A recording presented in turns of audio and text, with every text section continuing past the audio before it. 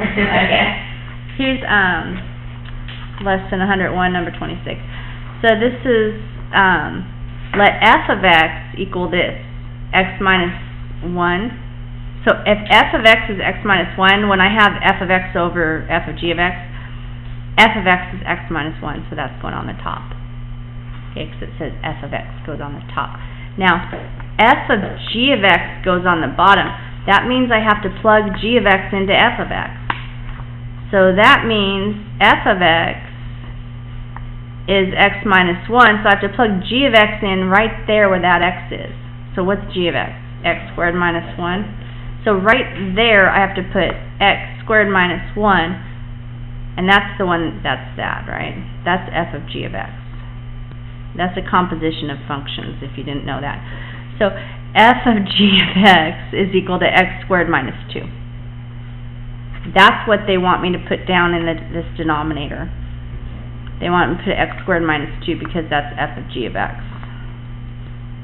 Okay, now they want me to find the vertical asymptotes and holes.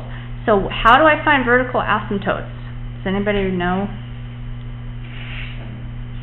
We just learned it, I think, on yesterday.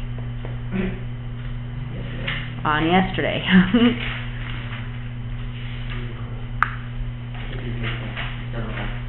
Yeah, so horizontal asymptotes come from comparing the degree of the numerator and the denominator. Vertical asymptotes come from just looking at where there's zeros in the denominator, okay? So I'm just going to set this equal to 0, x squared minus 2. I'm going to set it equal to 0 to find out what numbers there are in the world that makes there be 0 in the denominator. And I'm thinking I'm going to get root 2, but let's see. Okay, so I set it equal to 0 so I can find out what values are going to zero out my denominator. So when I take the square root, I have to do that plus or minus thingy. So I think we're going to have vertical asymptotes at plus or minus root 2. And there's not going to be any holes, because a hole would be when you have the top and the bottom like the same factor and it cancels out. So let me check my answer and make sure it's good. Yep. So you're just going to say vertical asymptotes, MPTO, at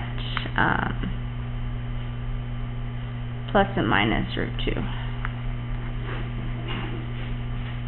I guess you could say plus or minus root 2 comma 0, huh? They just have it like that. They just leave it like that. That's